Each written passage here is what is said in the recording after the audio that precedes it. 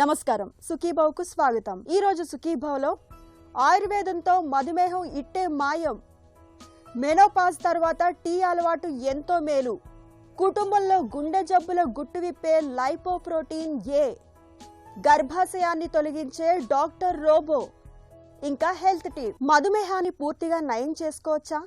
ఈ ప్రశ్నకు మన సంప్రదాయ వైద్యం ఆయుర్వేదం అవుననే సమాధానం చెబుతోంది. జీవనశైలి మార్పులు, శోధన చికిత్సలు, వంటింటి మూలికలు, ఔషధ సేవనంతో గ్లూకోజ్ను అదుపు చేయడమే కాదు, మొత్తంగా మధుమేహాన్నే మాయం చేయొచ్చునని చెబుతారు నిపుణులు.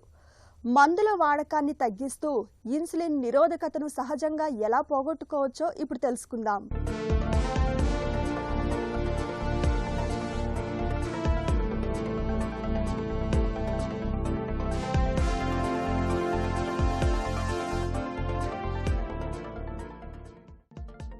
మన శరీరంలో వాత, పిత్త, కఫదోషాల సమతుల్యత తప్పినప్పుడు మధుమేహం వంటి ప్రమేహ వ్యాధులు చుట్టుముడతాయని ఆయుర్వేదం పేర్కొంటుంది. నేటి ఆధునిక కాలంలో ఆహార నియమాలు గాడి తప్పడం, శారీరక శ్రమ లేకపోవడం, బద్ధకపు జీవనశైలికి అలవాటు పడడం వల్ల షుగర్ జబ్బు అనేది ఇవాళ ఇంటింటి సమస్యగా మారింది. ఆయుర్వేదం ప్రకారం శరీరంలో కఫదోషం తీవ్రమైనప్పుడు మేధస్సు అంటే కొవ్వు పెరుగుతుంది. దీంతో అగ్నిమాంద్యం ఏర్పడుతుంది. మూత్రంలో తీపి రూపంలో ధాతుక్షయం జరుగుతుంది. ఇలాంటప్పుడు ఆహారాన్ని ఔషధ రూపంలో తీసుకోవడం, పంచకర్మలు, శుద్ధి, దినచర్యల్లో తగిన మార్పులు చేసుకోవడం ద్వారా రక్తంలో గ్లూకోజ్ స్థాయిలను తిరిగి సాధారణ స్థితికి తీసుకురావచ్చని, ప్యాంక్రియాస్లోని బీటా కణాల పనితీరును పునరుద్ధరించవచ్చని నిపుణులు చెబుతారు. మేజర్గా డయాబెటీస్ వ్యాధిని కనుక చూసినట్టయితే డయాబెటీస్ మెలిటస్, డయాబెటీస్ ఇన్సిపిటస్ అనేటువంటిది ముఖ్యమైనటువంటి రెండు ఉన్నాయి. డయాబెటీస్ ఇన్సిపిటస్ అనేది హార్మోనల్ ప్రొఫైల్ చేత సేమ్ లక్షణాలు కలిగి ఉన్నప్పటికీ మూత్రం యొక్క సంఖ్యను అత్యధికంగా పంపించి దప్పికను కలుగజేసి ఎలక్ట్రోలైట్ ఇంబ్యాలెన్స్ కలుగజేస్తుంది. కాబట్టి ఇది కూడా షుగర్ వ్యాధి వలె ఉంటుంది, కానీ షుగర్ వ్యాధి కాదు. కానీ డయాబెటీస్ మెలిటస్ అనేది దాదాపు కొన్ని ప్రత్యేకమైనటువంటి క్లాసిఫికేషన్ ఉంది దీనికి. దీనిలో type 1 diabetes, type 2 diabetes, type 3 diabetes, type 3C diabetes, అట్లాగే నియోనేటల్ డయాబెటీస్, తర్వాత బ్రిటిల్ డయాబెటీస్ అనేటువంటి రకాలు ఉన్నాయి. దీనిలో టైప్ 1 అనేటువంటిది టోటల్గా మనకు ఇన్సులిన్ డిపెండెన్స్ డయాబెటీస్, యూజువల్గా బై బర్త్ పుట్టగానే వస్తుంది. టైప్ 2 ఇన్సులిన్ శరీరాన్ని వాడుకోలేకపోవడము లేదా ఇన్సులిన్ యొక్క ప్రొడక్షన్ ప్యాంక్రియాస్ లోపల జరగకపోవడం చేత వస్తుంది. అట్లాగే జెస్టేషనల్ డయాబెటీస్ అనేది ప్రెగ్నెంట్ ఉమెన్ లోపల తాత్కాలికంగా ఆ పర్టికులర్ పీరియడ్లో షుగర్ వ్యాధి వచ్చేసి మళ్ళీ అది క్రమేణా ట్రీట్మెంట్ తీసుకున్నా తీసుకోకపోయినా కొన్ని ప్రత్యేకమైనటువంటి చర్యలు, నిర్దిష్టమైన చర్యలు తీసుకుంటే పోతుంది. అట్లాగే టైప్ 3C ఇది ఒక ప్రత్యేకమైనటువంటి, దీని మీద చాలామంది ఫోకస్ చేయరు. దీనిలో ఏంటంటే ప్యాంక్రియాటిక్ క్యాన్సర్స్ కానీ ప్యాంక్రియాటిక్ ట్యూమర్స్ కానీ ఉన్నట్టయితే ఈ టైప్ 3C అనేటువంటిది రావడానికి ఆస్కారం ఉంటుంది. అందుకనే దీని యొక్క రక్త పరీక్షల యొక్క ఎగ్జామినేషన్, ఫాస్టింగ్ అయితేమి, ర్యాండమ్ అయితేనేమి, పోస్ట్ పాండియల్ అయితేమి, గ్లైకోసిలేటెడ్ హీమోగ్లోబిన్ యొక్క ఎస్టిమేషన్ ద్వారా, అంటే గత 3-4 నెలలుగా షుగర్ వ్యాధి కంట్రోల్ ఉందా లేదా అనేటువంటి నిర్దిష్టమైనటువంటి చర్యల ద్వారా దీన్ని గుర్తుపట్టవచ్చు. మన ఒంట్లో నుంచి మధుమేహాన్ని మాయం చేయడానికి తీపి పట్ల వ్యామోహం తగ్గించుకోవాలని, చేదు, వగరు, కారం రుచులను ఆహారంలో భాగం చేసుకోవాలని చెబుతుంది ఆయుర్వేదం. మన ఇంట్లోని వంటిల్లు, వంట దినుసులు షుగర్ జబ్బుని అదుపు చేయడానికి ఎంతగానో తోడ్పడతాయి. ప్రతిరోజు ఉదయాన్నే పరగడుపున 1/2 టీ స్పూన్ మెంతుల పొడిని గోరువెచ్చని నీటిలో తీసుకోవటం వల్ల మంచి ఫలితం ఉంటుంది. మెంతి పొడి జీర్ణక్రియను మెరుగుపరుస్తుంది, ఇన్సులిన్ నిరోధకతను తగ్గిస్తుంది. అలాగే నేరేడు గింజల చూర్ణం, చేదు కాకరకాయ రసం, తిప్పతీగ కషాయం తీసుకోవటం వల్ల రక్తంలో గ్లూకోజ్ చక్కగా అదుపులో ఉంటుంది. త్రిఫలా చూర్ణం, పసుపు, ఉసిరిని తీసుకోవటం వల్ల ఒంట్లో వ్యాధి నిరోధకత పెరుగుతుంది, నరాల బలహీనత తగ్గుతుంది. ఇవి కేవలం తాత్కాలికంగా రక్తంలో చక్కెరను తగ్గించడం మాత్రమే కాకుండా కణజాల స్థాయిలో జీవక్రియను వేగవంతం చేసి శరీరంలోని విష పదార్థాలను బయటకు పంపుతాయని చెబుతారు నిపుణులు. ఈ వ్యాధి బారిన పడ్డ వాళ్ళు ఈ వ్యాధి నుంచి బయటపడవచ్చా? ఖచ్చితంగా. దీనిలో ఏంటంటే remission, temporary remission, permanent remissions అనేటువంటివి ఉన్నాయి. ఆహారంలో మార్పులు, రోజు వ్యాయామం చేయడం, తర్వాత మనకు కొన్ని ప్రత్యేకమైనటువంటి యోగా మెడిటేషన్ లాంటి చర్యల ద్వారా కనుక తీసుకున్నట్టయితే మనం తప్పకుండా ఇది రెమిషన్ స్టేజ్, టెంపరీ రెమిషన్ స్టేజ్కి తీసుకురావచ్చు. ఎలాగంటే ఆహారం లోపల కార్బోహైడ్రేట్, మనము ఏం చేస్తామంటే అన్నంలో కూరలు వేసుకుంటాం, అది తప్పు. అన్నాన్ని కార్బోహైడ్రేట్ను తగ్గించాలి. వెజిటేబుల్స్ను, ఫైబర్ డైట్ను, ప్రోటీన్ డైట్ను, పల్సెస్ను ఇవి పెంచడం ద్వారా ఇవి చాలా ఇంపార్టెంట్. కూరలలో అన్నాన్ని కలుపుకొని తినాలి, చాలా సింపుల్గా చెప్పాలంటే. ఇది గనక చేసినట్టయితే ఆహార రీత్యా దీన్ని వరకు. తర్వాత రోజు 2 to 5 కిలోమీటర్స్ వాకింగ్, ఆసనాలు, ఎక్సర్సైజెస్ ఇవి చేయడం. తర్వాత స్ట్రెస్ ఫ్రీ ఎన్విరాన్మెంట్కి మనము ఉన్నట్టయితే దీని ద్వారా మనకు ఏ సిస్టమ్ ఎఫెక్ట్ కాదండి. ఇవి చేస్తూ మనం కొన్ని ప్రత్యేకమైనటువంటి ఆయుర్వేదిక్ చికిత్సా పద్ధతులు ఉన్నాయి. దీనిలో శమన చికిత్స, శోధన చికిత్స అనేటువంటిది 2 పద్ధతులు ఉన్నాయి. అంటే వీటితో పాటుగా మనము కొంతవరకు ఆయుర్వేదాన్ని అవలంబన చేసుకోవడం ద్వారా, అంటే శమన శోధన చికిత్సల ద్వారా, అంటే నిత్యము అభ్యంగనం చేసుకోవడం, తర్వాత 3 నెలలకు ఒకసారి పంచకర్మ విధి విధానాలని 14 రోజులు, కనీసం 6 నెలలకి, సంవత్సరానికి 2 సార్లు తీసుకోవడం ద్వారా శరీరం లోపల ఒక రకమైనటువంటి ఇమ్యూనిటీ ఆస్పెక్ట్ ప్రొడ్యూస్ అయ్యి, తర్వాత క్షమత్వం పెరిగి వ్యాధిని తట్టుకోగలిగి వ్యాధి యొక్క కాంప్లికేషన్స్ బారిన పడకుండా ఉంటుంది. మనకు ఇన్సులిన్ని ప్రొడ్యూస్ చేయగలిగేటువంటి కొన్ని ప్రత్యేకమైనటువంటి ఔషధాలు కూడా, వసంత కుసుమాకర లాంటి ఔషధాలు, తర్వాత గోమూత్ర శిలాజిత్తును అశ్వగంధలో కలిపి తీసుకోవడం, తర్వాత నిషాంలకి లాంటి ఔషధాలని మనము కొంచెము రెగ్యులర్గా తీసుకోవడం చేత ఈ షుగర్ వ్యాధిన పడ్డా కూడా కంట్రోల్ చేస్తూ డైట్తో పాటుగా మనం చేసినట్టయితే టెంపరరీ రెమిషన్ నుండి పర్మనెంట్ రెమిషన్కు రావడం ద్వారా వ్యాధిని మళ్ళీ శరీరంలో లేకుండా చేసుకోవచ్చని నేను నిర్వివాదాంశంగా చెప్పగలనండి.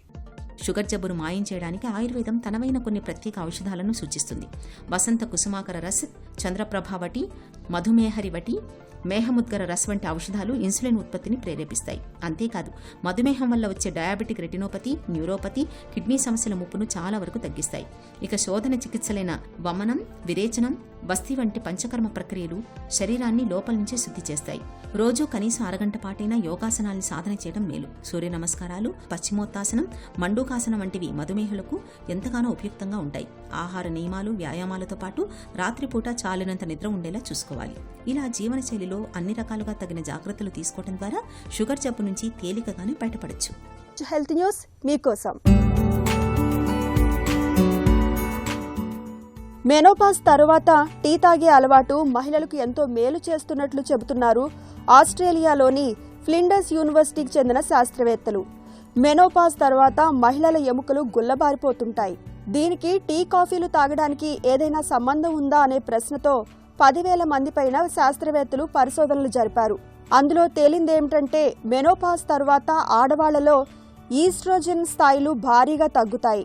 దాంతో ఎముకల్ని గుల్ల చేసే ఆస్ట్రోక్లాట్స్ అనే కణాలు పెరిగి వాటిని విరిగిపోయేలా చేస్తాయి. ఈ పరిస్థితికి తోడు తరచూ కాఫీ తాగేవారిలో కెఫిన్ అధికమై అది ఆహార పదార్థాల నుంచి మనకు కాల్షియం అందకుండా చేస్తుంది. దీంతో ఎముకలు మరింత బలహీనం అవుతుంటాయి. అలాగే కెఫిన్ రక్తనాళాలను కుచించుకుపోయేలా చేసి ఒంట్లో నుండి వేడి ఆవర్లు పుట్టించడంతో పాటు రాత్రిపూట చెమటలు కూడా పట్టేలా చేసి మెనోపాజ్ లక్షణాల్ని తీవ్రం చేస్తుంది. అదే టీ తాగేవారి విషయానికి వస్తే టీలోని కెటాచిన్స్ అనే యాంటీ ఆక్సిడెంట్లు శరీరంలోని ఆస్ట్రోబ్లాట్స్ అనే కణాలను ఉత్తేజితం చేస్తాయి. వీటికి ఎముక సాంద్రతను పెంచి అవి అరగకుండా చేసే గుణం ఉంది. అంతేకాదు మోకాళ్ల నొప్పులను కూడా తగ్గిస్తాయి. అందుకే కాఫీ కంటే టీ మంచిదని అంటున్నారు శాస్త్రవేత్తలు. ప్రత్యేకించి గ్రీన్ టీ లేదా హెర్బల్ టీల్లో ఉండే పాలీఫెనాల్స్ రసాయనాలు ఎముకల క్షీణతను అరికట్టడంలో మరింత సమర్థంగా పనిచేస్తాయని నిపుణులు చెబుతున్నారు. అయితే టీ తీసుకునేటప్పుడు అధికంగా పంచదార, పాలు కలపకుండా తాగితేనే అందులోని కెచాటిన్లు శరీరానికి పూర్తిగా లభిస్తాయి. దీనికి తోడు మెనోపాజ్ తర్వాత మహిళలు రోజు కాల్షియం, విటమిన్ డి లభించే ఆహారాన్ని క్రమం తప్పకుండా తీసుకోవడం ఎంతో ముఖ్యం. టీ తాగడంతో పాటు నిత్యం తేలికపాటి వ్యాయామాలు, నడకను అలవాటు చేసుకుంటే ఆస్టియోపోరోసిస్ ముప్పును సులువుగానే అధిగమించవచ్చు. అయితే టీ మంచిదని అతిగా తీసుకోకూడదు. రోజుకు 2 నుంచి 3 కప్పులకు పరిమితం కావడం శ్రేయస్కరం. రక్తంలో కొలెస్ట్రాల్ సాధారణ స్థాయిలోనే ఉన్నా కొంతమంది గుండెపోటు బారిన పడుతుంటారు. కొలెస్ట్రాల్తో నిమిత్తం లేని ఇలాంటి గుండెపోటు వెనుక ఓ ప్రత్యేకమైన కారణం దాగి ఉంటుంది. దాని పేరే లైపోప్రోటీన్ ఏ. కుటుంబంలో వంశపారంపర్యంగా వచ్చే ఈ ప్రోటీన్ సాధారణంగా చేసే లిపిడ్ ప్రొఫైల్ పరీక్షలో బయటపడదు. కానీ జీవితంలో ఒక్కసారి ఈ లైపోప్రోటీన్ ఏ పరీక్ష చేయించుకుంటే చాలు, భవిష్యత్తులో గుండె జబ్బుల ముప్పును ముందే ఊహించవచ్చునని చెబుతున్నారు డాక్టర్లు. కుటుంబంలో గుండె జబ్బుల గుట్టు విప్పే లైపోప్రోటీన్ ఏ పరీక్ష గురించిన పూర్తి వివరాలను ఇప్పుడు తెలుసుకుందాం.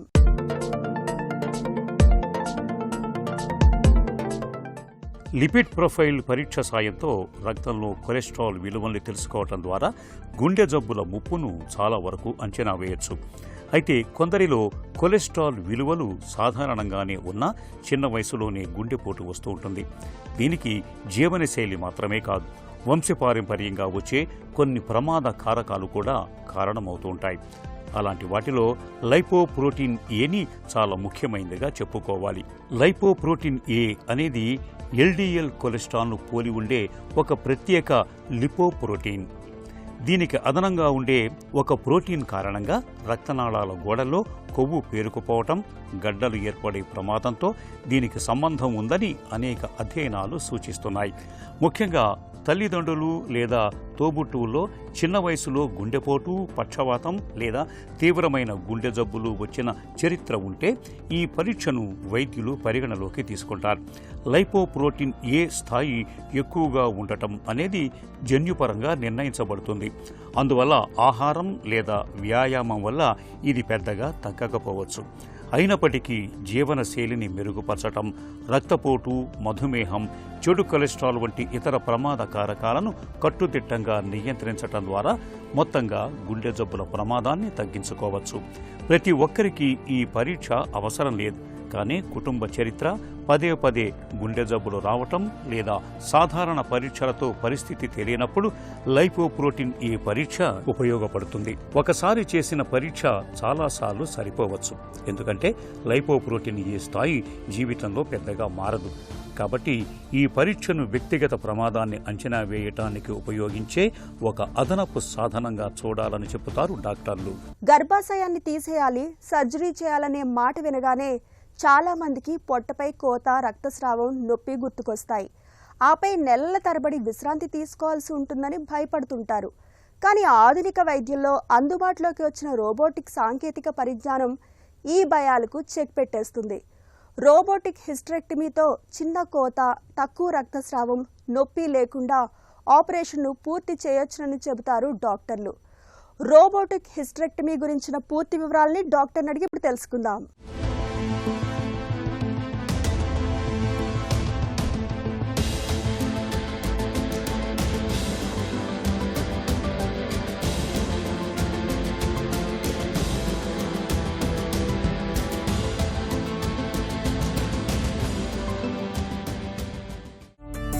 గర్భాశయాన్ని తొలగించే హిస్టరెక్టమీ సర్జరీని ఎప్పుడు, ఎలాంటి పరిస్థితుల్లో సూచిస్తారు?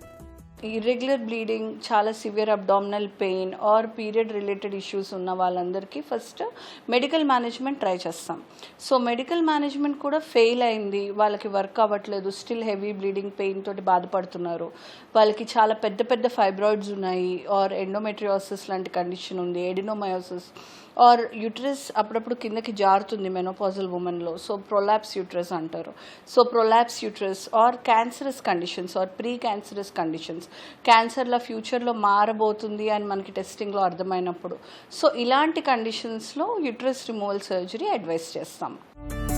ఆధునిక రోబోటిక్ హిస్టరెక్టమీతో ఉన్న ప్రయోజనాలేంటి?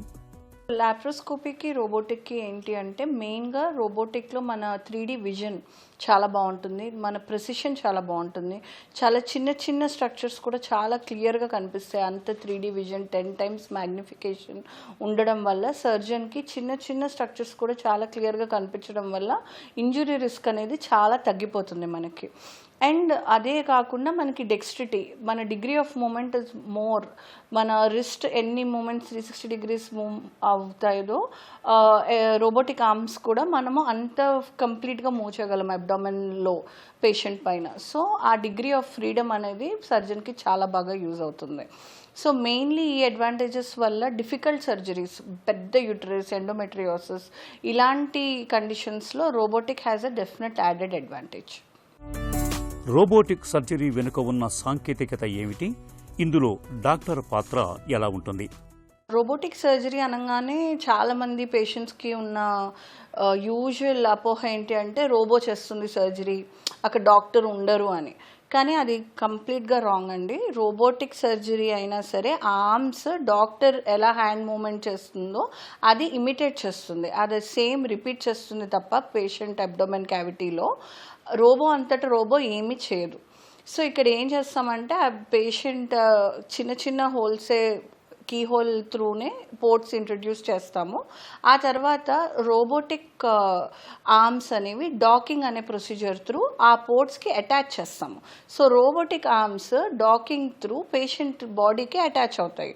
అండ్ సర్జన్ ఎవరైతే ఉంటారో surgeon will be sitting in the surgeon console అనేది ఒకటి ఉంటుంది, వేర్ మాకు ఆ మ్యాగ్నిఫికేషన్ కెమెరా 3D విజన్ తోటి క్లియర్గా కనిపిస్తూ ఉంటుంది.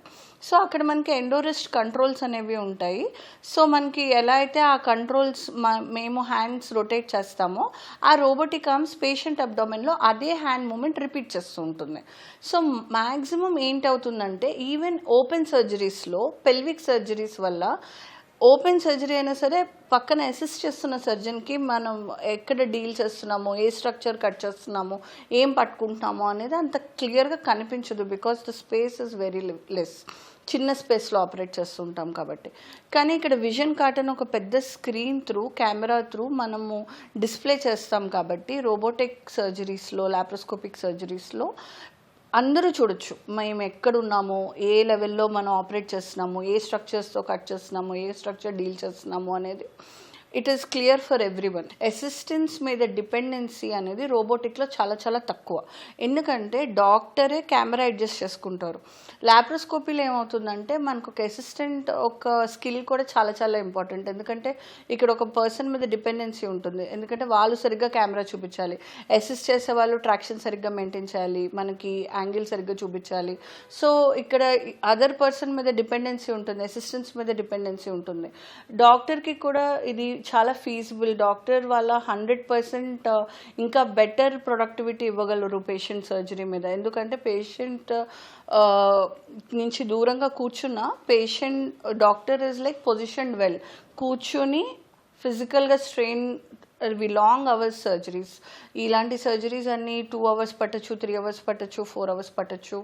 సో ఇలాంటి అన్ని లాంగ్ అవర్స్ ఫిజికల్ వర్క్ కాబట్టి రోబోటిక్లో doctor is also working in a better place, కూర్చుని ఆపరేట్ చేస్తారు. సో కూర్చుని ఆపరేట్ చేస్తున్నప్పుడు వీళ్ళ పర్ఫార్మెన్స్ కూడా ఇంప్రూవ్ అవుతుంది. అండ్ బికాజ్ ఆ degree of movement 360 degrees turn చేయగలం కాబట్టి ఈవెన్ చిన్న చిన్న స్పేసెస్లో కూడా వెళ్ళి ఆపరేట్ చేయగలుగుతాము. ఈ అడ్వాంటేజెస్ డెఫినెట్గా రోబోటిక్ సర్జరీని ఇంకా ఇంకా అడ్వాన్స్డ్ సర్జరీస్లోకి తీసుకెళ్తున్నాయి. ఫైబ్రాయిడ్లు, ఎండోమెట్రియోసిస్ కేసుల్లో రోబోటిక్ సాంకేతికత సర్జన్కు ఎలా ఉపయోగపడుతుంది? రోబోటిక్ సర్జరీలో మనకి విజన్ అనేది చాలా బాగుంటుంది అండ్ చిన్న చిన్న స్ట్రక్చర్స్ కూడా బాగా కనిపించడం వల్ల ఇంజురీ అనేది జరగదు. ఎండోమెట్రియోసిస్, పెద్ద పెద్ద ఫైబ్రాయిడ్స్లో ఏమవుతుందంటే ఒక్కొక్క స్ట్రక్చర్స్కి అడ్హెషన్స్ ఫామ్ అవ్వడం, యుట్రస్ అనేది దాని పొజిషన్ ఎలా అంటే యూట్రస్కి ముందు యూరినరీ బ్లాడర్ అంటాము, బ్లాడర్ యూరిన్ బ్యాగ్ ఉంటుంది, వెనకట్ల ఇమోషన్ వెళ్ళే ఇంటెస్టైన్స్, పేగులు అవి ఉంటాయి. అండ్ యూరిటర్ అంటే లైక్ ఏదైతే కిడ్నీ నుంచి బ్లాడర్కి యూరిన్ సప్లై చేస్తుందో ఆ పైప్ అనేది ఉంటుంది. సో ఇవన్నీ చాలా పక్కన ఉంటాయి. అండ్ ఎండోమెట్రియోసిస్ లాంటి కండిషన్లో అడ్హెషన్స్ అనేది చాలా కామన్. అంటే ఒక స్ట్రక్చర్కి ఒక స్ట్రక్చర్ అతుక్కుపోయి ఉంటాయి. సో అడ్వాన్స్డ్ క్యాన్సర్స్లో కానీ పెద్ద ఫైబ్రాయిడ్స్లో కానీ మనకి నార్మల్ ఎనాటమీ అనేది పెల్విస్లో ఉండదు. సో ఎండోమెట్రియోసిస్ ఉన్నప్పుడు మోస్ట్లీ యూటరస్ వెనకాతలో ఓవరీస్, ట్యూబ్స్, మోషన్ వెళ్ళే ఇంటెస్టైన్స్ కానీ అండ్ ఆల్సో ముందు బ్లాడర్ పార్ట్ కానీ అంతా అతుక్కుని ఉంటుంది. సో ఇలా ఉన్నప్పుడు మనకు ఆపరేట్ చేసే స్పేస్ అనేది చాలా నేరో స్పేస్. సో మనకి డెప్త్ పర్సెప్షన్ రోబోటిక్లో చాలా బాగుంటుంది, మ్యాగ్నిఫికేషన్ చాలా బాగుంటుంది, మనం ఇన్స్ట్రుమెంట్ మూవ్మెంట్ చాలా బాగుంటుంది. సో ఈ అడ్వాంటేజెస్ వల్ల ఇలాంటి క్యాన్సరస్ కండిషన్స్లో కానీ వేర్ నార్మల్ అనాటమీస్ టోటలీ గాన్, ఆ స్ట్రక్చర్స్ అన్నీ డిఫరెంట్ అడ్హెషన్స్ వల్ల కానీ ఫైబ్రోసిస్ వల్ల కానీ, ఆల్రెడీ ఇంతకుముందు రేడియేషన్ అయిన పేషెంట్స్లో కూడా చాలా ఫైబ్రోసిస్ ఉంటుంది. సో ఇలాంటి కండిషన్స్లో రోబోటిక్ సర్జరీ అనేది చాలా యూస్ఫుల్గా ఉంటుంది. రోబోటిక్ హిస్టరెక్టమీ తర్వాత మహిళలు ఎలాంటి జాగ్రత్తలు తీసుకోవాలి? రోబోటిక్ సర్జరీ ఇది చాలా చిన్న కీ హోల్ త్రూ చేసే సర్జరీ కాబట్టి చాలా వరకు 90% నెక్స్ట్ డేనే డిశ్చార్జ్ అయిపోతారు. చిన్న సిస్టెక్టమీస్, ఓవేరియన్ సిస్ట్లు, సాల్ఫింగెక్టమీ, చిన్న ట్యూబ్ రిమూవల్ ఇలాంటి చిన్న సర్జరీస్ అయితే సేమ్ డే డిశ్చార్జ్ చేస్తాం మినిమల్లీ ఇన్వేజివ్లో. సో ఇలాంటి సర్జరీస్ అయిన వాళ్ళు రిటర్న్ టు లైఫ్, వాళ్ళ రొటీన్ లైఫ్కి చాలా ఫాస్ట్గా వెళ్తారు. సో నార్మల్గా కూడా జస్ట్ ఆ ఇంటర్నల్గా కొంచెం స్టిచెస్ ఉంటాయి కాబట్టి ఒక 2-3 డేస్ రెస్ట్ చెప్తాము. బట్ వాళ్ళ రొటీన్ యాక్టివిటీ డిశ్చార్జ్ అయిన తర్వాత వాష్రూమ్కి వెళ్ళాలన్నా వాళ్ళ పనులు వాళ్ళు చేసుకోవడానికి ఇమ్మీడియట్గా ఎవరి మీద డిపెండ్ అవ్వకుండా వాళ్ళ పనులు వాళ్ళు చాలా బాగా చేసుకోగలుగుతారు. సో ఒక 2-3 డేస్ రెస్ట్ చెప్పేది కూడా ఎందుకు అంటే ఒకవేళ ఏమైనా ఎక్కువ ట్రావెల్ వల్ల ఇన్ఫెక్షన్ కానీ సెకండరీ బ్లీడింగ్ కానీ ఇలాంటి కాంప్లికేషన్స్ రాకుండా ఉండడానికి తప్ప స్పెషల్గా వాళ్ళకి బెడ్ రెస్ట్ అవసరమో ఇలాంటి ఏమీ ప్రాబ్లం ఉండదు. సో ఎక్కువ శాతం 4 to 5 డేస్ తర్వాత వాళ్ళ జాబ్స్కి వాళ్ళు వెనక్కి వెళ్తారు, వాళ్ళ రొటీన్ యాక్టివిటీ వాళ్ళు చేసుకుంటారు. ఎలాంటి రిస్ట్రిక్షన్ ఉండదు డైట్లో కానీ యాక్టివిటీలో కానీ. సో వాళ్ళ లైఫ్ వాళ్ళకి మళ్ళీ రెజ్యూమ్ చేసుకోవడానికి ఎక్కువ గ్యాప్ కూడా అవసరం లేదు. 2 to 3 డేస్లో they will be back to their routine. రోబోటిక్ పద్ధతిలో గర్భాశయాన్ని తొలగించడం అనేది మహిళలకు నిజంగా ఒక వరమనే చెప్పుకోవాలి. తక్కువ కోత, అతి తక్కువ రక్తస్రావం, నొప్పి లేకపోవడంతో పాటు సర్జరీ తర్వాత 2-3 రోజుల్లోనే సాధారణ జీవితంలోకి వచ్చేయచ్చు. ఒక చిన్న చిట్కా మీకోసం. రక్తంలో కొలెస్ట్రాల్ మోతాదులు ఎక్కువగా ఉన్నప్పుడు 3 వెల్లుల్లి రేకలను సన్నగా తరిగి 1/2 గ్లాసు పాలు, 1/2 గ్లాసు నీళ్లలో వేసి బాగా మరిగించాలి. నీళ్లన్నీ ఆవిరై పాలు మాత్రమే మిగిలాక వడగట్టి తాగాలి. నిత్యం ఇలా చేస్తుంటే రక్తంలో కొలెస్ట్రాల్ క్రమంగా తగ్గుముఖం పడుతుంది.